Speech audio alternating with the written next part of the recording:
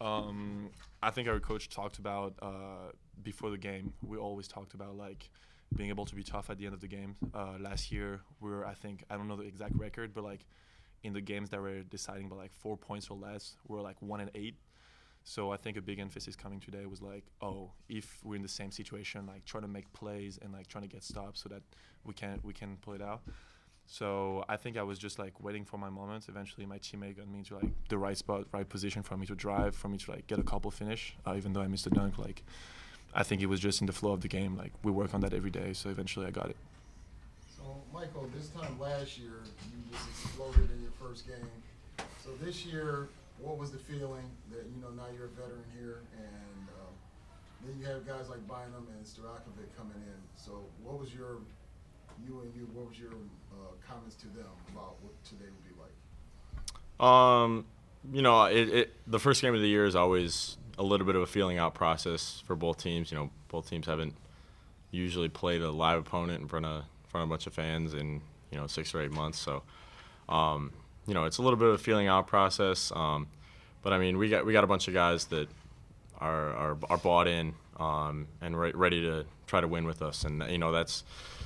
I mean, I don't know if we told them anything specific. I mean, they're both great players and know how to play, and just feeling out the flow of the game, like Maxime said. Both of them made a bunch of great plays down the stretch and helped us get the win.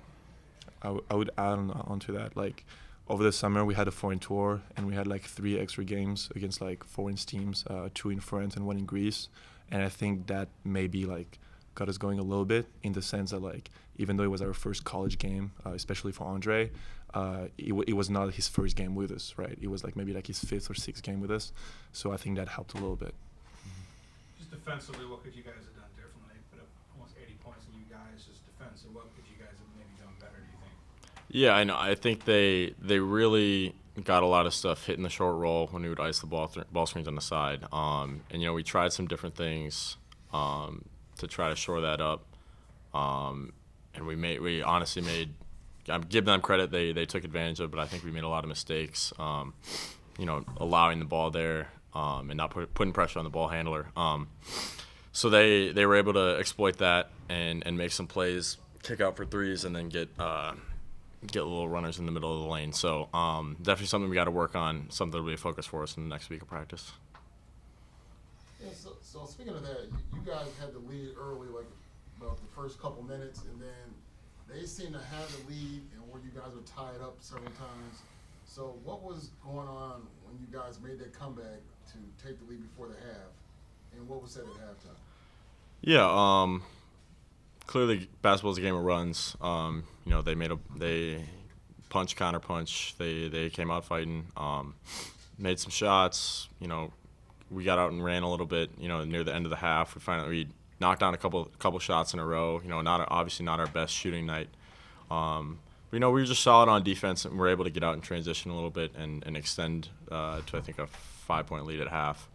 And that was what we talked about at halftime. We really trust our conditioning, trust what we're doing. I think if we can get stops and get out and run and put our guys in great position, to drive, to shoot, to dump the ball into Maxime, I think we'll be in a great spot. And we got away from that a little bit, and they were able to come back and take a lead, I think, at the under 4. But we just stuck to our principles at the end of the game, and we were able to pull it out. Maximum 3 blocks tonight. That's a lot for you. Just kind of talk. 4. It was not a foul. 4. Yeah, all right. Okay, so 4. We'll say 4. Just talk about that end of your game and you did well to deflect the shots that you did tonight. I think Bones said it a little bit earlier when we were walking over here. Like, I'm 7'1", it's about time I block shots. But I think that's also something I've been kind of working on by watching a lot of clips and talking a lot with the coaches. Maybe blocking more as a secondary defender, not necessarily the primary defender. And I think I also kind of focus on that over the summer, just watching a lot of clips and trying to repeat what's being done at the highest level. So yeah, I try to work on that, but still, I think I take a lot of accountability for the number of points they score in the paint. They got 58 points in the paint, so we got only 38. I think I should be able to impact that even more and clearly lower these numbers. So yeah, that's the beginning of a long journey of blocking shots. I hope so. You really seem to be able to get to the middle of the defense defense almost at will, and got a lot of open looks for you guys. What's it like to play with someone like that and just know that the ball come your way? Yeah, it's tremendous. Playing with a point guard like that, yeah, they can beat his defender. It can, control the game. And I think he did a great job of that today. Got a bunch of open looks for other guys. He had 7 assists, and even more, kind of what we call hockey assists. Where you hit the open guy and he makes the next pass to the next guy. So, it makes the game so much easier, especially for a wing guy like me. With a guy like that running the show. And I would even add on top of that, of at the end, the last 4 minutes, the way he controlled the tempo of the games. Usually we have a tendency to rush kind of our offense at the end of the games, and he really slowed it down, took our time, got a few play going, and I think that was some sign of maturity of him. He's an older guy, so that's what we needed as well. So yeah, he did a really good job of that. Michael, just kind of walk us through that steal you had, and then also plus the arm. Just kind of what did you see on both of those sequences? Yeah. Well, I guess on the steal, so they had thrown the ball at the sideline, and our mentality this year is to funnel the ball more towards the baseline, and Spencer did a great job forcing him that way and cut him off. And I think the guy that I was guarding was trailing the play a little bit, and you just feel the game. He had 22 points on us, so I kind of had a feeling he was gonna try to wheel and get into the post and try to make a play, and was able to just kind of cheat a little bit and get down there and make a play. And then on the other end, guys just moved the ball really well. Guys put me in a great spot, and I was able to drive baseline and get a shot up. And one. And I made the free throw, I think. Yeah, just on the missed dunk. How frustrating is that, and what you see there? Just what happens there in this one? You won, so I can ask about it. No, I think it's pretty frustrating. It's not going to happen a lot. I think it would give us maybe a little bit more of energy going down for the last 40 seconds, but eventually we won the game. We were able to get a good shot right after that. Right. We got some stops. We always talk about next focus. I did a poor job of it. I was very frustrated, and I showed it. I think my next step is to not show that and give the team some kind of serenity. But yeah, it happened. It's basketball. We won the game. That's all that matters. On a more positive note, this question on that. You did a nice job of just kind of finishing around the rim. It looks like, is that something you've been particularly working on this offseason, just kind of finishes in a variety of ways around the basket? It looks like it. Yeah. It's got a lot of individual workout, especially with David Birkin. I think we work a lot on that. All kind of finishes, all kind of driving, I don't know, some kind of spins, whatever. But I think most importantly, what helps me to get those looks is the fact that we have amazing shooters around. So that whenever I'm driving, I don't have that many people that are able to come help, because if they do help, then I'm just kicking Bones, who's a 40% carry 3 shooter, Spencer, Brandon, anyone here, right? So just playing with these guys makes it just so much easier. Yes, I work on that, but just the team makes it so much easier for me. Awesome. Thanks, guys. Thank you. Appreciate it. Thank you so much. Thank you, guys. Well, that was a heck of a challenge. I want to give CSUN a lot of props. They well coached, have a lot of talent in the program, executed their game plan extremely well, made shots down the stretch, and needless to say, it was a hard-fought game. So a lot of credit goes to them. I was very proud of our team. For the last 3 minutes, down 4, and we've had a great deal of emphasis on late game situations through the summer and the fall, about the kind of things we're trying to do, put them in a lot of situations, and for them to execute down the stretch makes me very proud and excited, honestly, for the team. I thought defensively throughout the game, my first reaction, I was disappointed in our ability to understand what they were doing and execute the game plan on the defensive end. I think we struggled at times. It wasn't, in my mind, complicated, but they did a nice job of executing their offense better than we executed our defense. Offensively, I think we're going to be a team that does shoot a lot of threes. We're going to continue to do that. We think we have a really good shooting team, And when we do that, there's going to be times that there's runs, both positive and, we get in a little bit of a rut. But I think offensively, I felt like we ran really hard. We pushed the basketball. We shared the basketball pretty darn well.